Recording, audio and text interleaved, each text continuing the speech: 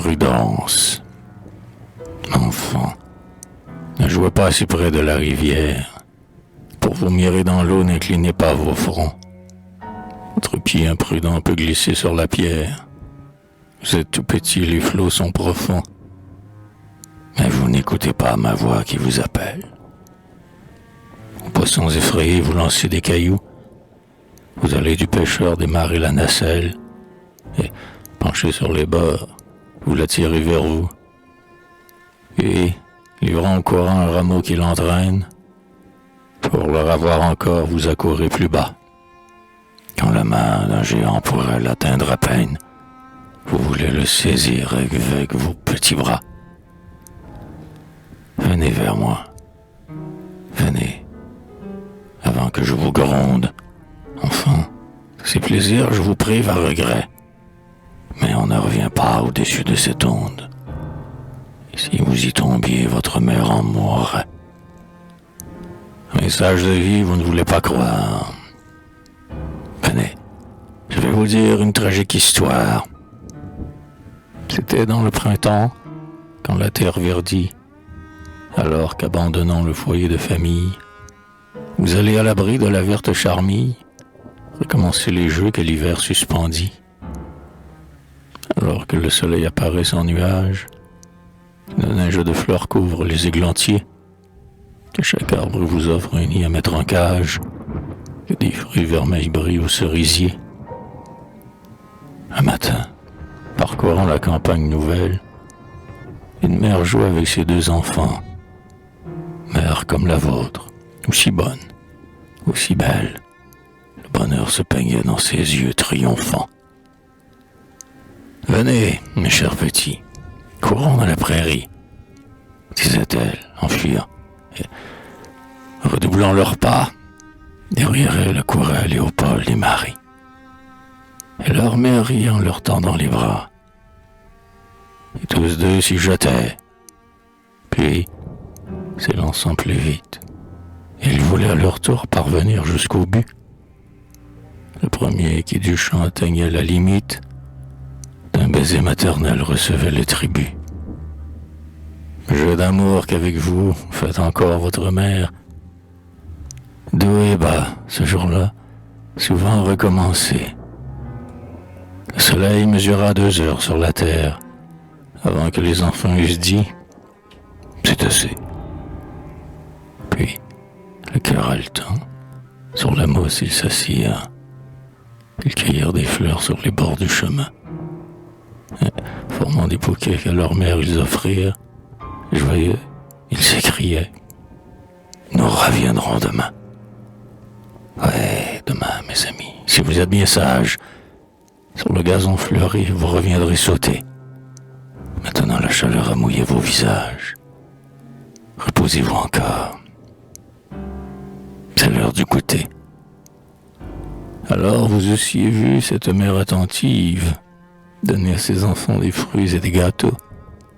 Et tous de bondissants, quand leur joie était vive, oublièrent soudain le besoin du repos. Vois-tu la belle fleur, là-bas, vers cette pierre, dit Marie à son frère, en montrant un iris. Viens, courons, paresseux, j'y serai la première, et moment d'un baiser m'accordera le prix. Léopold le suivit dans sa course légère. Leur mère ne vit point où s'égaraient leurs pas. Tout entière aux pensées que le bonheur suggère, elle s'occupait d'eux et ne les suivait pas. Sur le gazon assise, elle restait rêveuse. Dans le recueillement, elle baissait les yeux.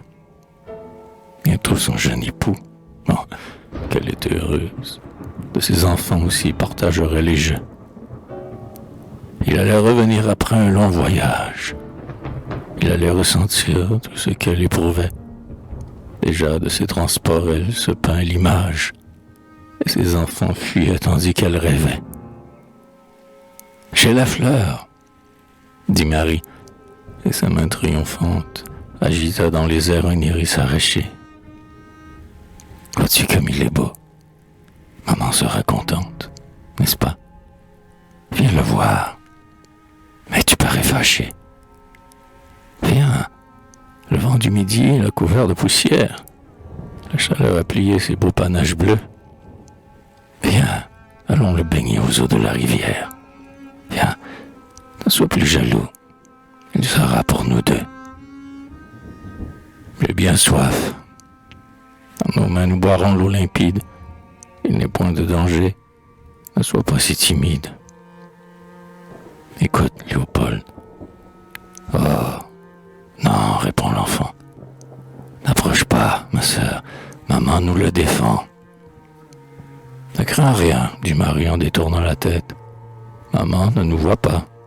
Maintenant, elle dort. Viens voir comme dans l'eau ma robe se reflète. Viens voir ces beaux poissons à la nageoire d'or. Et la jeune étourdie, en se penchant sur l'onde, puisait l'eau dans ses mains, mouillait la fleur d'azur. Dans les flots transparents mirait sa tête blonde, et sur la grève humide avançait d'un pas sûr. Près d'elle, elle a cru voir un poisson qui frétille. Dans l'eau, pour le saisir, son bras s'est enfoncé. Tout à coup, on entend la pauvre jeune fille pousser un cri d'effroi. Son pied avait glissé. Le torrent l'entraîna. Sa malheureuse mère accourut à sa voix. Hélas, c'était trop tard. Elle voulait mourir dans sa douleur amère, et sur les flots profonds fixait un œil hagard. Dans sa triste demeure, on l'emporta mourante. Paul la suivait en appelant sa sœur que rejeta la vague indifférente au filet du pêcheur. On recueillit son corps qu'avait souillé la lange. Son âme s'envola sur les ailes d'un ange vers le monde éternel, séjour délicieux. Mais, hélas, son bonheur n'y fut pas sans mélange. Elle voyait sa mère et pleurait dans les cieux. Elle la vit longtemps ici-bas, désolée, traîner ses tristes jours, puis descendre au cercueil. Un prêtre la coucha dans un froid mausolée, et près de lui pria un orphelin en deuil. Léopold n'avait plus ni sa sœur, ni sa mère. Le malheur le frappa dans ses jours les plus beaux.